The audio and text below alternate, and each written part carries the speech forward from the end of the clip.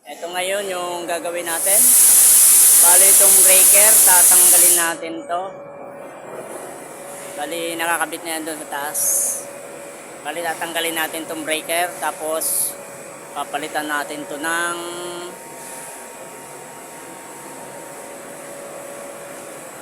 metro.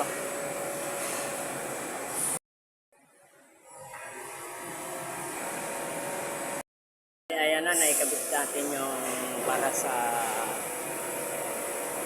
kontador na submeter, yung box niya naikabit na natin. Tapos ayan naman yung box ng para sa breaker niya na 150 amperes. Yan naman yan yung ginagawa natin. Pagka nabarena na natin yung mga tornilyo niyan, i-wiring na natin yung dalawa na yan. I-connect na natin. Bali, ito, binabarena na natin yung lagyan na natin ng butas.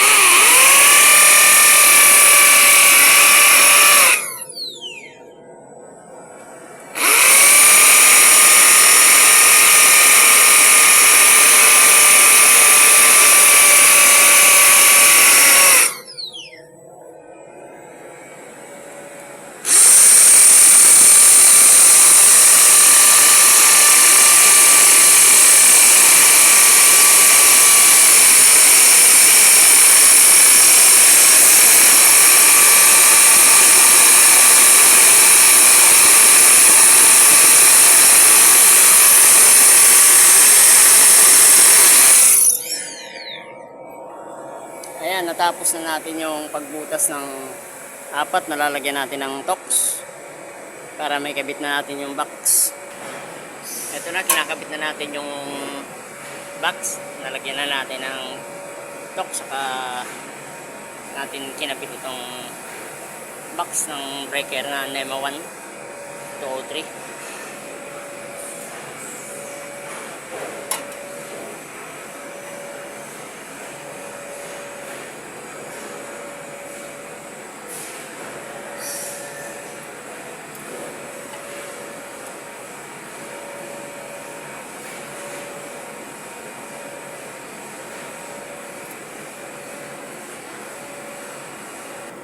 Ito ngayon yung ikakabit natin na breaker. Bali ilagay na natin yung mga harang sa bawat wire.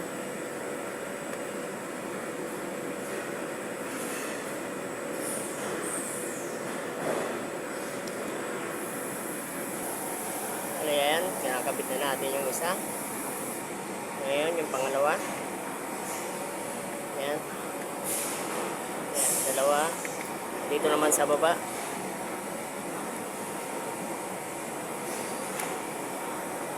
Ayan, bali nakabit na natin yung apat na pinaka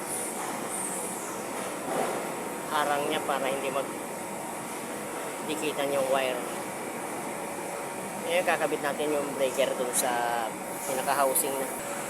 Bali ayan, tinutornilyo na natin yung breaker sa box niya.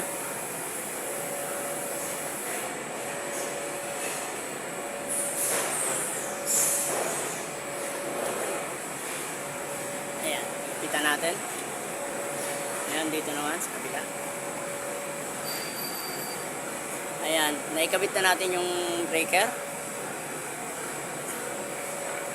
Testing natin. Taas natin. Pindutin natin yung shut off.